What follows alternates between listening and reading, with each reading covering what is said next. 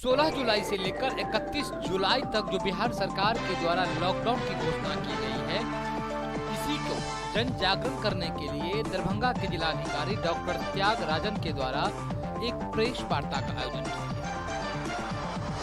Press वार्ता का आयोजन कर जिलाधिकारी दरभंगा के द्वारा बताया गया कि इस लॉकडाउन अवधि में क्या सुविधाएं आम जनता के लिए खुली रहेगी और किन किन सुविधाओं पर बंदिश रहेगी। आइए हम आपको दिखाते हैं कि जिला अधिकारी ने प्रेस वार्ता को संबोधित करते हुए क्या क्या बातें कही हैं, आप खुद से देखिए।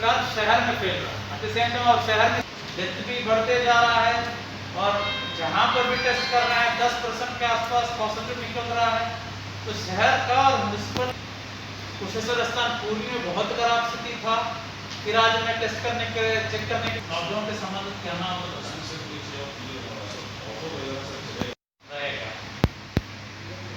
तो अच्छा है कि मतलब व्यवहारिक भी है, क्योंकि हम लोग जो देख रहे हैं, आपकी जानकारी के लिए बता दूं, जितने भी टेस्ट कर रहे हैं अर्बन एरिया में वो 8 से 10% हम लोगों को पॉजिटिव मिल रहा है।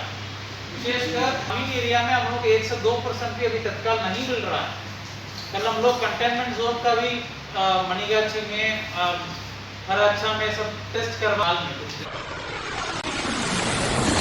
विधायक संजय साबी के द्वारा कई वार्डों का भ्रमण किया, इसमें खासकर वार्ड नंबर 33 में अपने ही कार्य का जो उन्होंने उद्घाटन किया था, उस चल रहे कार्यों का भी निरीक्षण किया। साथ ही वार्ड नंबर 33 में जो नया राशन कार्ड बनकर आया है उसका वितरण चल रहा था, उसका भी निरीक्षण किया। साथ ही निरीक्षण के दौरान जो आम जनता के द्वारा कुछ सवाल उठाए जा रहे थे, उस सवालों के जवाब उन्होंने मीडिया के सामने, जिसके बाद जनता का जो जिज्ञासा था अपने सवालों के प्रति वो जिज्ञासा शांत से। उसके बाद वहीं पर वार्ड नंबर 33 के जो वार्ड पार्षद हैं, उन्होंने आरोप लगाया है कि राशन कार्ड वितरण में कहीं न कहीं सोशल डिस्टेंसिंग नियम का पालन नहीं किया जाता है, जो पूर्णतः गलत है। उन्होंने कहा कि कोविड-19 जैसी महामारी में भी राशन कार्ड का वितरण हो रहा है, लेकिन लोग सोशल डिस्टेंसिंग नियम का पालन नहीं कर पा रहे हैं।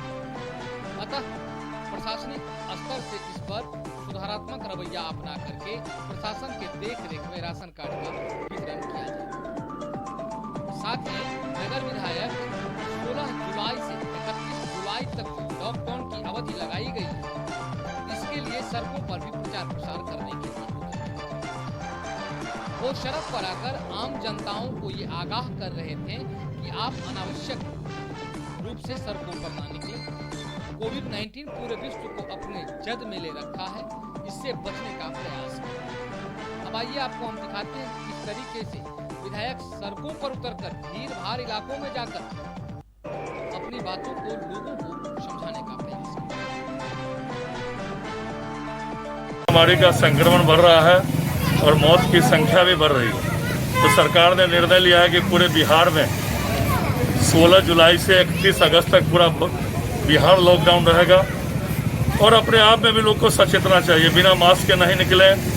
किसी भी परिस्थिति में जो संक्रमण बढ़ रहा है उस लोगों को खुद भी सचेत होना चाहिए, सरकारी दिशा निर्देश का पालन करना चाहिए और निश्चित रूप से लॉकडाउन में जो सरकारी नियम है, सरकार का दिशा निर्देश है, कंप्लीट लॉकडाउन किया गया, आवश्यक सामग्रियों को छोड़कर लॉकडाउन का पालन करें। और भारतीय जनता पार्टी का हम लोग का कार्यक्रम चल रहा है, एकदम पूरा डिस्टेंस मेंटेन करते हुए। हम लोग जो अपने बूथ अध्यक्ष हैं, नगर विधानसभा में 294 बूथ है और अभी जो चुनाव आयोग का दिशा निर्देश हुआ है कि 1000 से ऊपर जिन भी मतदान केंद्रों पर मत है उसको एक अलग से सहायक मतदान केंद्र बनाया जाएगा। तो मेरे विधानसभा में 294 पहले से 145 सहायक मतदान केंद्र बना है, दोनों मिला के लगभग 439 मतदान केंद्र। तो 439 मतदान केंद्र के जो हमारे वॉरियर है भारतीय जनता पार्टी के, वो हमारे बूथ के अध्यक्ष हैं। इन 439 मतदान बूथ के अध्यक्षों के यहाँ हम लोग खुद जा रहे हैं और पूरा फिजिकल डिस्टेंस मेंटेन करते हुए उनका सम्मान हम लोग बाग चादर से कर रहे हैं और उनके यहाँ बूथ अध्यक्ष का बोर्ड लगा रहे हैं। उसी के तहत आज 22 नंबर वार्ड का 194 से हम लोग जो यह 194 से लेकर और 195, 96, 97 ये जो इस वार्ड का जो 28 नंबर वार्ड है, इसके प्रत्येक बूथों के अध्यक्ष के यहाँ आज बोर्ड लगाने का कार्यक्रम है। पिछले दिनों हम लोग 48 नंबर वार्ड में लगाए थे।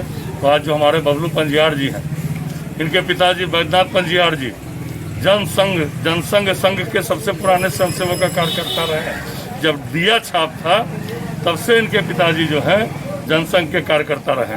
तो आज 28 नंबर वार्ड से उनके सुपुत्र जो भारतीय जनता पार्टी के एक योद्धा हैं, कोरोना वॉरियर के रूप में भी इन्होंने काम किया है, इन्हीं के यहाँ से जो है हम लोग बोर्ड लगाने का कार्यक्रम आज प्रारंभ कर रहे हैं।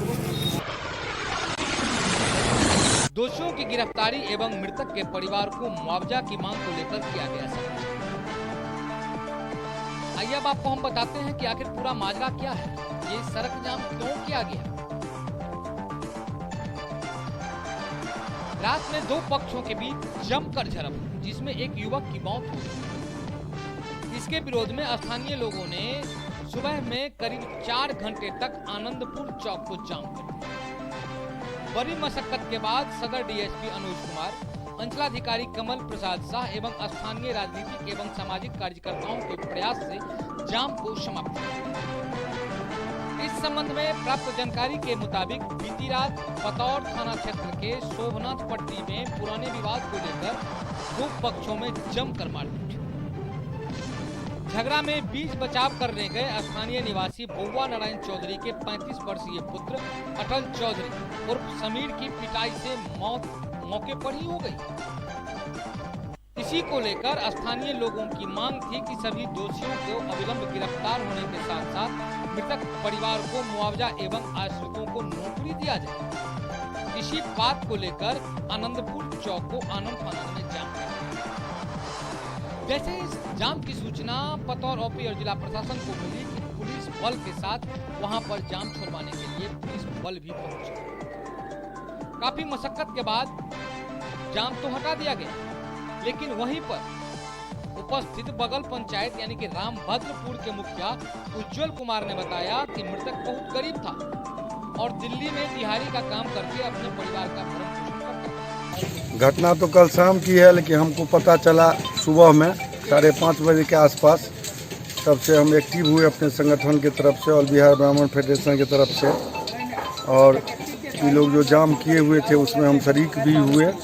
और जो अचल कुमार उर्फ समीर जो वहाँ के थे 35 वर्षीय शोभे पट्टी के, उनका नृशंस हत्या कर दिया गया और उसका हम ज़बरदस्त रूप से भर्त्सना ही नहीं करते हैं, दुख व्यक्त करते हैं।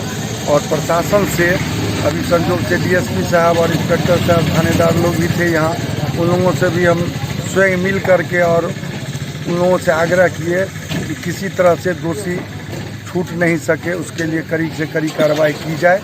ये भी हम पुलिस के पदाधिकारियों से बात करके उनको कन्विंस किया हूँ।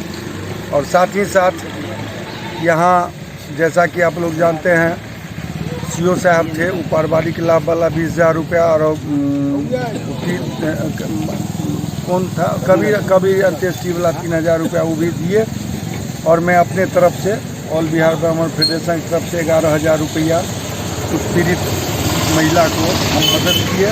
और साथ ही साथ आश्वासन भी दिए हैं कि 3 छोट अबोध बच्चा है जो ये लोग दिल्ली में, इसके फादर जो एक्सपायर किए हैं, रेहड़ी चला करके अपना जीवन यापन करता था, इस लॉकडाउन में यहाँ चलाया था, उसको देखने वाला और नितांत ही निर्धन परिवार का है। तो उसको हम सब लोगों के सामने में आश्वासन दिए हैं कि मेरा स्कूल भी आनंदपुर में है और जब तक वो लोग हमारे स्कूल में पढ़ने लायक होगा तब तक हम निःशुल्क उन लोगों को पढ़ाई की व्यवस्था करेंगे।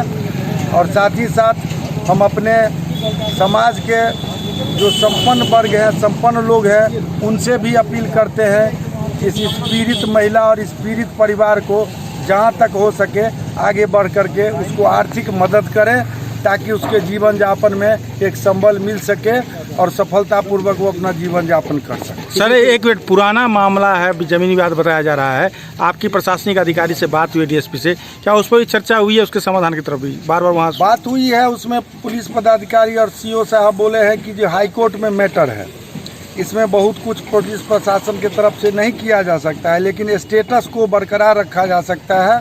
और जो वहाँ जो झंझट का जो स्पॉट है, वहाँ जो दूसरे पक्ष के लोग वहाँ उस जो 50 वर्षों से जिसके जो उस घर में रह रहा था उसको मरम्मत नहीं करने दे रहा है ये लोग, उसके लिए ये लोग कहे हैं प्रशासनिक स्तर से जैसा है घर उस वैसा रहेगा और उसमें मरम्मत का कार्य ये लोग अपने देख रेख में करवा देंगे जल्दी, ताकि आधा समस्या का निपटारा हो सके। ठीक है, थैंक यू। अभी एक मामला पतौरा क्षेत्र में था, क्या मामला हो घटना क्या है? स्कूल का विवाद को लेकर करके जो है कल जो है मारपीट हुआ, जिसमें जो है कि हत्या हुई है। इसमें अभी हम लोग 8 आदमी को गिरफ्तार भी किए हैं। फिर भी ये लोग जो है कि मुआवजे की मांग को लेकर करके आनंदपुर में सड़क पर आए थे। फिर इनको जो है जो आश्वासन दिया गया है, उसको लाभ दिया गया है और अन्य बिंदुओं पर जो है कि आश्वासन जो संबंधित विभाग के हैं अधिकारी वगैरह से आश्वासन मिला है। उसके बाद ये लोग जो है कि रोड जाम हटाएगा, अपना दाह संस्कार लेंगे। इस संबंध में जो है कड़ी से कड़ी कार्रवाई करेंगे। कितने लोगों को नामजद किया गया इसमें? जो भी है नामजद, जो उसमें दोषी होगा सभी को गिरफ्तार करेंगे। सर, बताया जा रहा है बहुत पुराना जमीनी विवाद है, क्या उसको सुलझाने के लिए हाई कोर्ट में चल रहा है मैटर? उस संबंध में जो है अंचलाधिकारी SDO स्तर की मैटर है, वो जो है ना जमीन से संबंधित विवाद जो भी है वो हाई कोर्ट में चल रहा है। उससे जो निर्णय आएगा हम लोग उसको अनुपालन करेंगे। तब तक है कि दोनों को अपना स्टेटस मेंटेन रखना चाहिए। पीड़ित का घर जो है उस क्षेत्र में पड़ता है, जिस क्षेत्र में उनकी बहुबल संख्या नहीं है, फिर उसको क्या प्रोटेक्शन दिया गया वहाँ के लिए? अभी तो तत्काल फोर्स रहेगी। OP के लिए लोग बोल रहे हैं वहाँ OP खोला जाए, तो हम लोग बोले कि आप आवेदन बढ़ाइए, हम लोग आगे कार्रवाई करेंगे। OP खुलेगा, अच्छी बात है। हम लोग जितना थाना OP खुले, थाना अपडेट हो, हम इनकी बातों से सहमत हैं। Thank you sir. इंसाफ मंच दरभंगा के द्वारा SP कार्यालय के समक्ष 1 दिवसीय धरना प्रदर्शन किया। ये धरना प्रदर्शन इंसाफ मंच के द्वारा दरभंगा जिला के अंतर्गत कई प्रखंड में कई थाना क्षेत्र के अंतर्गत हो रहे आपराधिक गतिविधि के कारण किया गया। इंसाफ मंच दरभंगा के जो धरना के नेतृत्वकर्ता थे, उन्होंने जिला प्रशासन के ऊपर आरोप लगाया कि जिला में भारी मात्रा में वारदात हो रही है, लेकिन पुलिस कहीं न कहीं गिरफ्तारी के मामले में पीछे चल रही है।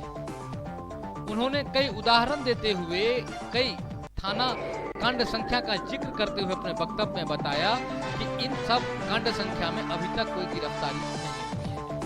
साथ ही उन्होंने ये भी कहा कि जो पीड़ित परिवार है वो भी इस धरना में शामिल है। अगर वरीय अधीक्षक के द्वारा कोई कार्रवाई नहीं की जाती है तर्कसंगत, तो अगले हफ्ते या आगामी कुछ दिनों के बाद पीड़ित परिवार के लोग वरीय अधीक्षक कार्यालय के समक्ष आमरण अनशन पर बैठे।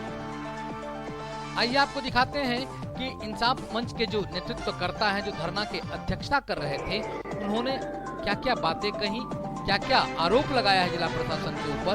आप खुद देखिए। मंच और इफ्वा की ओर से धरना एवं प्रदर्शन है SSP के समक्ष। हमारा 4 सूत्री मांग है। 4 सूत्री के अलावे भी कुछ मांगे हैं। सबसे पहले हमारा मांग है कि नाजिम की हत्या करने वाले साजिशकर्ता को अभी तक गिरफ्तारी क्यों नहीं है, दरभंगा SP से सवाल है। दूसरी तरफ मेरा सवाल है कि दलित छात्रा को बलात्कार करके हत्या कर दी गई, उसके मेन एक्यूज को अभी तक गिरफ्तार नहीं किया गया। तीसरा एक मामला है मनीगाछी थाना का, जो रियाजुद्दीन की हत्या में जो साजिश करता है, पुलिस उद्भेदन में सामने में आ गया है, लेकिन उसकी अभी तक गिरफ्तारी नहीं हुई है। कमतौल थाना 142 जो परियोजित कमतौल थाना प्रभारी के द्वारा FIR झरझन एक्ट में किया गया है, उस केस की वापसी की बात हम कर रहे हैं। सिमरी थाना 116 और जो वहाँ के अफसर इंचार्ज हैं, उनके द्वारा जो शराब की कालाबाजारी की जा रही है, उसके खिलाफ में हमने पिछले दिन IG को भी दिया था और SP को भी आज देने के लिए आए। हम तमाम सवालों पर आज SP को घेरेंगे। अगर SP इस पर कार्रवाई नहीं करेंगे तो पीड़िता भी यहाँ आई हुई है, नाजिम की पत्नी भी आई हुई है, रियाजुद्दीन के परिवार के लोग भी आए हुए हैं पतोर से भी लोग आए हुए हैं। ये तमाम लोग अगर एक सप्ताह के अंदर में तमाम 21 की अगर गिरफ्तारी नहीं हुई तो एक हफ्ता के बाद अनिश्चितकालीन पीड़ित परिवार आपको दरभंगा एसपी के समक्ष आमरण अनशन पर बैठेंगे। पीड़ित परिवार की ओर से इंसाफ मंच और एफवा की ओर से आज धरना है और एसपी के यहाँ प्रदर्शन है। उसरी पंचायत स्थित अरराही गांव के वार्ड नंबर 15 में युवा जदयू के जिला कोषाध्यक्ष गौरव कुमार राय के नेतृत्व में जीविका दीदियों के बीच फलदार पौधा वितरण किया गया। साथ ही मुख्यमंत्री नीतीश कुमार का पौधा लगाओ पर्यावरण बनाओ जीविका दीदी ने संकल्प लिया कि जीविका के सुनील कुमार राय ने कहा कि हम अपने गांव में 300 पौधा लगाएंगे और पर्यावरण स्वच्छ बनाएंगे। सभी समूह के अध्यक्ष फुलिया देवी, रीना देवी, मीरा देवी, कौशली देवी और समूह के सभी दीदी इस मौके पर उपस्थित थी। सुनील कुमार राय ने कहा कि हम अपने गांव में 300 पौधा लगाएंगे और पर्यावरण स्वच्छ बनाएंगे। सभी समूह के अध्यक्ष फुलिया देवी, रीना देवी, मीरा देवी, कौशली देवी और समूह के सभी दीदी इस मौके पर उपस्थित थी। Angel high school Bhigo Darbhanga के बच्चों ने सीबीएसई के 12वीं के परीक्षा में बेहतर अंक लाकर अपना दबदबा कायम रखा है। इस शानदार सफलता पर स्कूल के प्राचार्य सहीवा खान ने अपने स्कूल के सभी शिक्षकों और अभिभावकों के साथ साथ छात्र छात्राओं को मुबारकबाद दी है।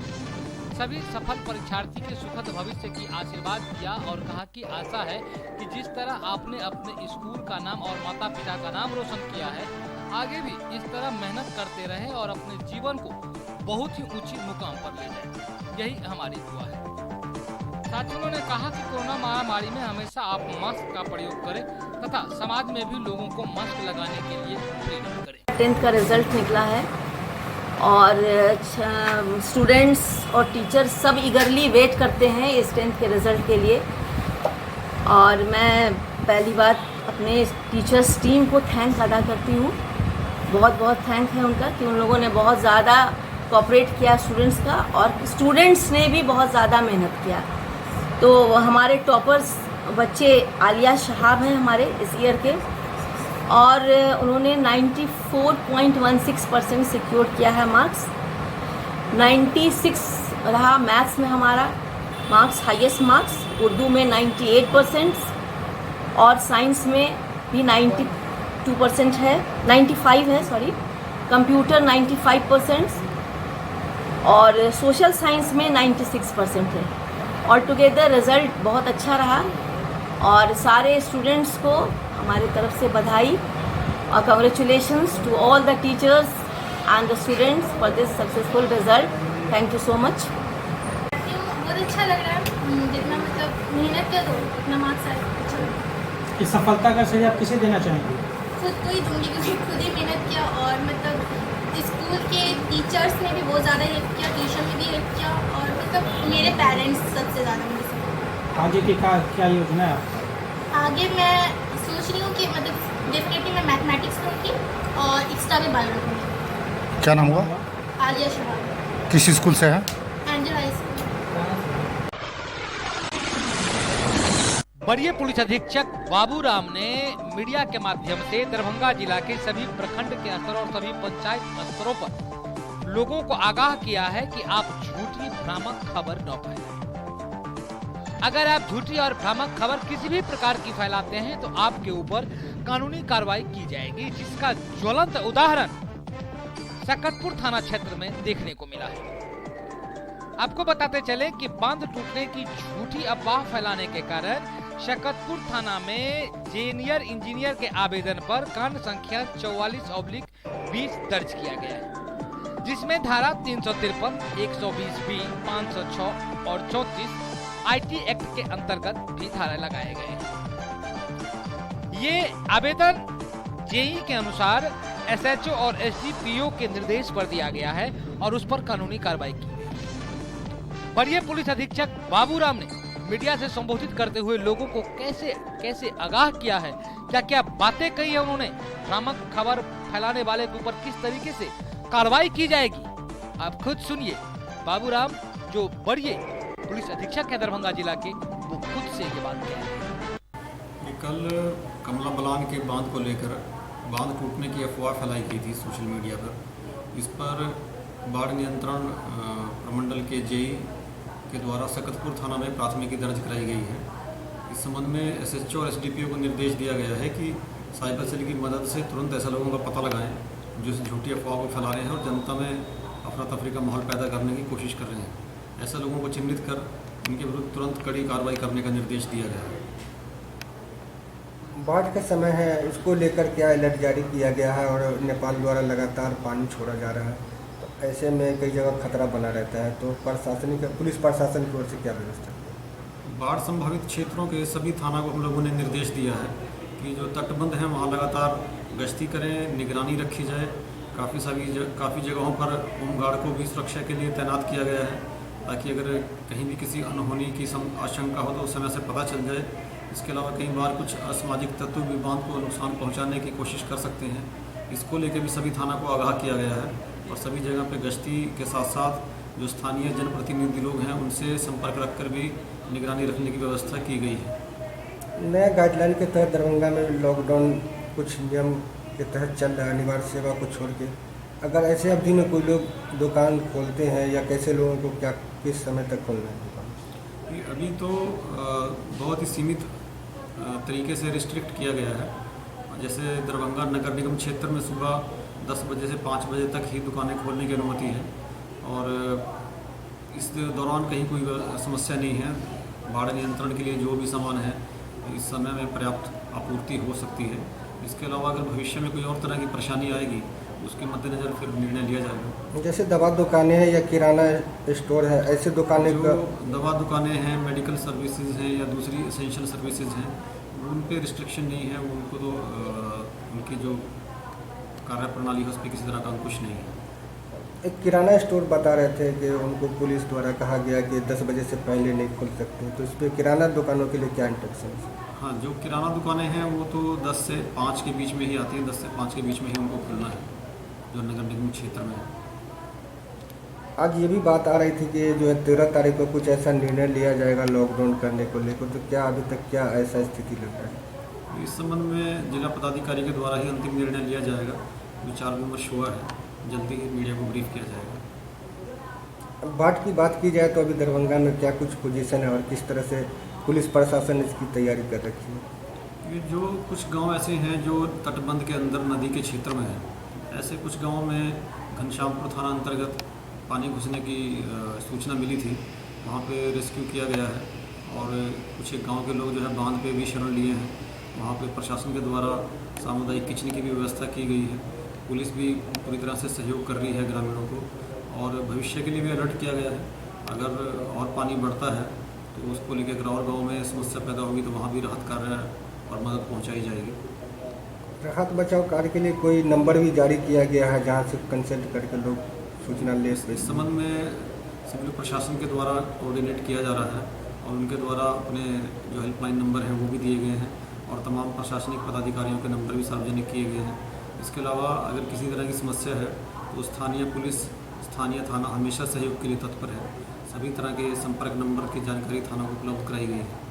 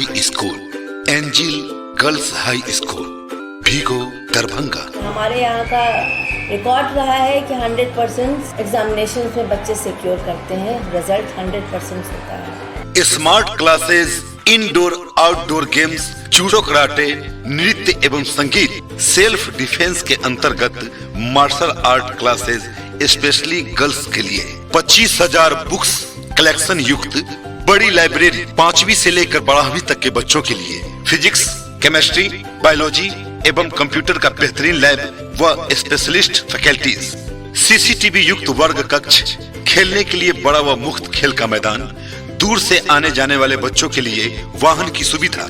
बीपीएल कार्ड जो भी बच्चों का है उसमें इस ईयर भी 10 स्टूडेंट्स फ्रॉम स्टैंडर्ड 1 फ्री में उनका एडमिशन्स होगा और उनको जो भी फैसिलिटी प्रोवाइड की जाएगी वो एंजल हाई स्कूल करवाएगी। और इन सभी कारणों से मैं जो देख रहा हूँ अपने एंजल हाई स्कूल में जितने भी एजुकेटेड लोग हैं वो अब आहिस्ते आहिस्ते हमारी तरफ खिंचते चले आ रहे हैं।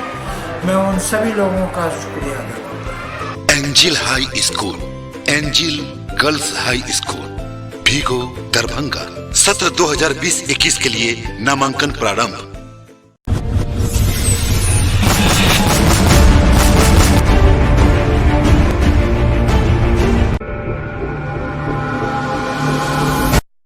Manners public school senior branch Dilawarpur Darbhanga. हमारे यहाँ बच्चों के लिए पठन पाठन की उत्तम व्यवस्था, अनुभवी शिक्षकों द्वारा दी जाती है बेहतर शिक्षा। बच्चों के खेलने के लिए मुफ्त खेल का मैदान, हॉस्टल की भी उत्तम व्यवस्था, हॉस्टल में रहने वाले छात्रों के लिए शुद्ध एवं पौष्टिक भोजन की भी उत्तम व्यवस्था है। Hello friends, my name is Anisha Kumari, I read in class 6। मैं अपने स्कूल के बारे में बताना चाहती हूँ। मेरा स्कूल बहुत अच्छा है। यहाँ पे अलग अलग चीज़ सिखाई जाती है, कला प्रतियोगिता होती है, स्पोर्ट्स होते हैं और यहाँ पे कंप्यूटर लैब, स्मार्ट क्लासेस है और स्कूल से बहुत खुश हूँ। मैनर्स पब्लिक स्कूल में अच्छा से अच्छा शिक्षा देना चाहते हैं। शिक्षा के माध्यम से हम बच्चे को जिस क्षेत्र में जाना चाहते हैं, चाहे वो मिथिला पेंटिंग हो, चाहे वो मतलब ड्राइंग हो, जो भी है कला हो, जिस क्षेत्र में हमारे बच्चे जाना चाहते हैं उसके लिए हम तत्पर रहते हैं। बच्चों के उज्जवल भविष्य के लिए एक बार Manners public school senior branch में जरूर नामांकन करवाएं। सत्र 2020-21 के लिए नामांकन प्रारंभ। मैं मैनर्स पब्लिक स्कूल के निर्देशक उमेश कुमार यादव बोल रहा हूँ। मैनर्स पब्लिक स्कूल मैंने अपने इस पिछड़े हुए इलाके के विकास के उद्देश्य से यहाँ स्थापना किया था और उस विकास में हमेशा मैं तत्पर रहता हूँ। इस स्कूल के बच्चे बहुत आगे बढ़े हैं।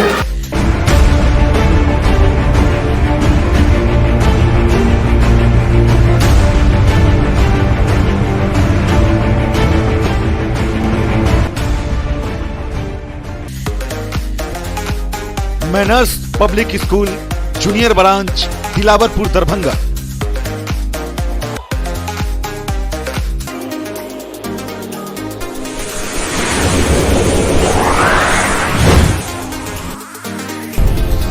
हमारी विशेषताएं लगातार कम शुल्क में उच्च कोटि की शिक्षण व्यवस्था।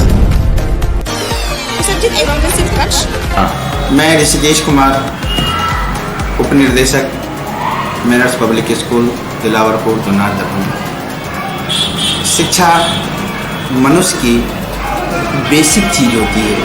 ये विद्यालय 2 जनवरी 1995 से स्थापित है। मेरे बच्चे एक अच्छे स्कूल में पढ़े। योग्य एवं अनुभवी शिक्षक एवं शिक्षिका, हिंदी, अंग्रेजी, संस्कृत एवं उर्दू में से 3 भाषाओं का अध्यापन, कंप्यूटर लैब, सीसीटीवी से युक्त वर्ग कक्ष, जिसमें हमारे बच्चे उस शिक्षा को ग्रहण कर अपनी उज्जवल भविष्य की ओर अग्रसरित होती है। विज्ञान प्रयोगशाला, पुस्तकालय की व्यवस्था,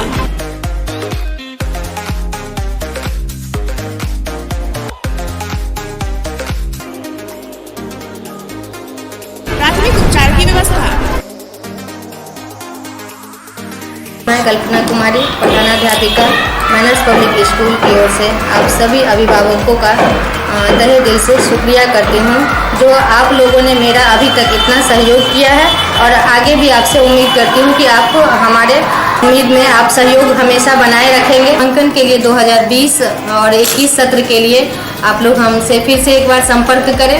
धन्यवाद। हमारा लक्ष्य स्वाध्याय, स्वावलंबन, अनुशासन, समय पालन, सेवा भाव, मातृपितृ एवं गुरु। सत्र 2020-21 के लिए नामांकन प्रारंभ।